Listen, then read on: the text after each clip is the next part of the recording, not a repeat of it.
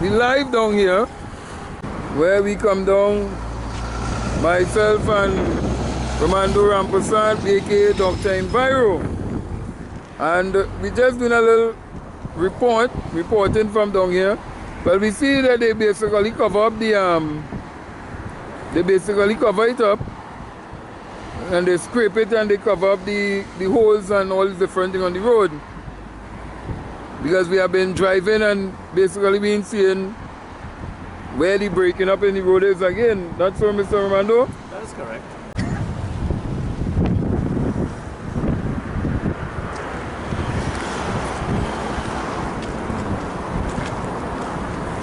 And we in the Gulf of Paria.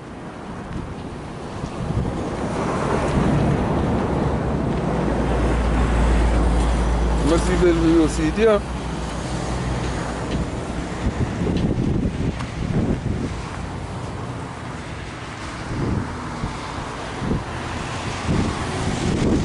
What they're doing is they're putting on a kind of drainage system.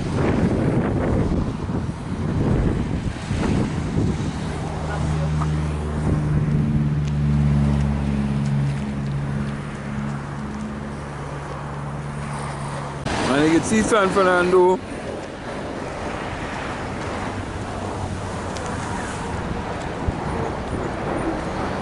The teaching hospital.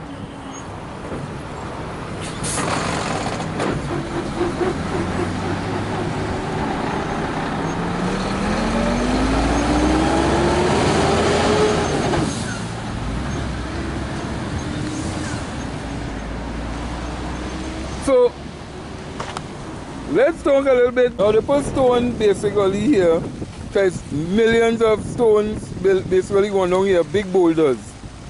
What we call boulders into the sea.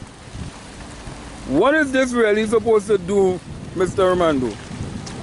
Okay, basically this here, the way I see it, would have acted as a breakwater to mitigate the oceanic currents. Right. Now, let me make this abundantly clear. When OAS first started the project, I was called in by OAS. I met with them quite a few times. I'm standing here today as a wetland ecologist and marine biologist. Now, this is a good idea. This in itself is a good idea because it sort of brings the oceanic currents and energy from hitting directly against here. But it's not going to stop it. This cannot stop the ocean from coming in. Why is that? Look, the Prime Minister of this country have stated quite clearly coastal rehabilitation is necessary to encourage development. I have nothing against development. I have nothing against anyone developing anything, but you must do it in a manner where you can marry development with environmentally friendly activities that will not create havoc on the new development. But on this boulders is basically acting as a breakwater against the oceanic currents. Right. But it's not enough. But the water could go below. That's right, because the water goes under. And I think that is what happened when the road broke away. The water actually went under the road, moving away the silt under there, causing it to leak and drop and fall. But there is a way. I had recommended a particular scenario to OAS, but unfortunately, at that time I had belonged to the wrong people. So my knowledge was being tapped upon, and at the end of the day, even to deal with the mangroves, I was called into numerous consultations and converse with the OAS people. Now there is a solution. I thought that by conversation with me, they would have been able to tap into my reserve and my knowledge and give my idea to someone of their choice. Will they get profit off offer. where they, well, I can't, But no, say it, man. I can't say they will profit, where someone will profit. Well, it had to be there to cut him back on cost, and if they cut him back on cost, somebody profiting off of it. The thing is, let me make this abundantly clear. When I suggested a particular scenario to OAS, they took my idea and thought that they could have taken it and just handed it to someone. Unfortunately, they didn't realize that I did not give them the entire solution. I simply outlined them on a peripheral basis that whatever they do, they could not have done what I would have done. And today, OAS have put the highway into jeopardy. They have placed the mangroves into problems. Why? Because at that time they thought a local treaty could not have benefited and should not have benefited from government work and largesses. I didn't ask for anything for free. I was offering my intellectual property, which I have a right to, which I have a right to sell. Yeah. And the thing is, what I'm seeing here is very good. It's very good, but there's more. There's more to be done here. There's more to be done here to ensure that a future occurrence and reoccurrence of what transpired recently is not going to happen. I am willing to work with anyone. I'm hoping that at this time I belong to the right political party. I'm hoping. Well, I'm hoping I belong to the right political party, that they will take heed and they would at least seek my assistance in preserving our wetlands and preserving our coastline and preserving the ability of this administration to move forward with proper and good construction. Because I honestly believe development must take place hand in hand with the protection of the environment. so as how they put this, they put it stone, right?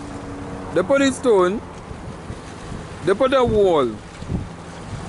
Now, with this wall, the stone, you see any mangroves on the other side, but no mangroves on this side. When this water, because this body of water will be going underneath. The mangroves now, because there will be swampland on the next side, but the wetlands will now be coming across. Because remember rain falling, everything happening, and they're coming across. Where would this be meeting? Well, look, it's a simple thing. What they have done here is excellent. I have no problem. No, they say to prevent the No, this here, what they have done is excellent. However, this is only part of the solution. right. The complete solution to the problem of the encroachment of the ocean back onto land, where we are now building the highway, must be done. And must be done in a systematic manner so as to encourage protection of our coastline and the newly developed and restructured areas that they have. So let me ask this question. Is it possible that we could put mangroves back onto here, although it have stone here? But that is the whole point. Okay. My suggestion and my thinking at that time, critical thinking, let me add, was to encourage proper development of the coastline by protecting it. Look, let me make it clear. Dr. Rowley's not a fool, you know. He went to the international conference. And the fact remains, when he said coastal rehabilitation is important to our country, he was bloody well right. We are living on an island surrounded by water, and if we don't protect our coastline by doing the correct thing, exactly, and let us now look at this thing outside of politics from a scientific point of view. And I am willing to work with whichever construction company has gotten the project to do after OAS and recommend to them, yes, it may cost a little extra, but it's a necessary cost in order to protect your development on land. Simple as that. I give them my ideas, but listen to me, I'm tired of being used, which I was from back then. And when people think that they could have stolen my intellectual property and run with it to give to their people, No, they can't get them the secret. I will decide that if I am going to tell you what to do and advise you, I can't tell you, I can advise you what to do. That will ensure protection of our coastline by using biologicals. Well then, there's a cost to be had. I work with a good team of people. I work with 6 or 7 people on my team. And we are the ones, when we went to OS the first time, I worked with 3 members of my team. And while they seemed sincere at the time, their sincerity only lasted as much as the information they could have absorbed from me to give it to one of their friends. If someone wants to engage me now, I can put together my team again and we can move forward.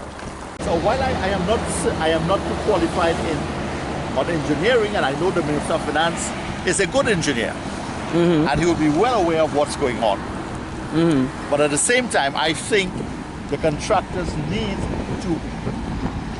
to really liaise with NITCO and let them liaise with their line minister and let the government know what's going on. Because I'm certain it's not the government's fault what has happened. No, well, NITCO was the project manager on the site. Whether it's so or not. But the contractors... I cannot blame NITCO either, because they would have advanced the project based on what information they had available to them. Right, but NITCO is saying in one of their report, in one of the statements they released, in all fairness to what is in the public domain, apparently they had knowledge that this may have been going to happen. NITCO would have known that OAS had engaged an environmentalist for advice. They would have known that. Unfortunately, they had no choice in who OAS would have retained. Okay. So certainly it was not. No, because people want to get clarity on that statement and what they would have made. No, they are correct. They are correct. They would have known. NITCO is not being untruth. What they are stating is quite clearly. But NITCO would not have been aware of who OAS retained as the advisor on environmental issues. Right. So while they would have been aware, because they would have had people within their organization who may have foreseen that since they didn't follow these rules and guidelines. Certain rules and guidelines, but NITCO is not at liberty to discuss my ideas. I never signed off on giving anyone the authority to discuss my ideas or put my ideas onto paper. You would have been dealing with OAS. OAS. Which is the contractor at the point in time. Because really, I can't go to NITCO. They are the managers. Yeah, of they are the the project managers. Yeah. Which means that the contractor's responsibility would have been to engage environmentalists who possesses an ability and a knowledge of oceanic pressures. Because they got the contract. That's right. The overall contract, not the subcontract, the overall contract. So you cannot blame the smaller contractors. They would have been working with the specifics of OAS. Yes, based on what OAS tell them, they carry out the duties and responsibilities. It is unfortunate that they fall into this now because they fell into this because of a stupid mistake by the first contractors engaged by administration, whose purpose really was not to get things done properly, but to get things done expediently. To get kickbacks. And this, well, you could say that. Well, I don't know why you just want to beat around the bush, I don't beat around the bush. No, you talk like a politician, they know. I am stating quite clearly. I was engaged in conversation with but they didn't pay, they didn't want to get you. They take your knowledge. They did not want to pay me what I was asking, because my team is a team of professionals. Right. And we are local, and they did not want to pay us. So what they did, the money that they were supposed to pay us, they tried to extort from us and extract from us our knowledge and take that and give it to someone, but unfortunately they were not able to do it because we did not give them anything that they could have used. Okay. We just dealt with everything on a peripheral basis. So if they thought that could have helped. So now we're seeing the effects of not engaging someone who could have advised you properly as to how to mitigate the oceanic pressures. And now we're in 2020, so you see, sometimes remember 2022. 2022, yes, in 2020. So you see, Dr. Enviro, when sometimes people they say, oh, when you do it, leave it so it look good, it look nice, but they don't look at 5, 10 years down the road. Basically, well, about 7 years down the road, or 5 years, 6 years down the road, these would have been the problems, would have been developing because of poor management and poor... That is correct. That is correct. So, you know, that's what I have to say on this. I don't want to go further because I may betray myself by revealing things that I should not. Well, if they want you, they could get in contact with you, Mr. Enviro. Well, they could. The number is quite clear, you know. And I am not afraid to give it. It's 364-5668 for anything involving coastal rehabilitation, utilizing biologicals and wetland ecology. Well, thanks, Mr. Enviro. And we look forward to our discussion again on environment as we take a look at what is happening down on Mosquito Creek. People, stay tuned. More on this developing story down at Mosquito Creek.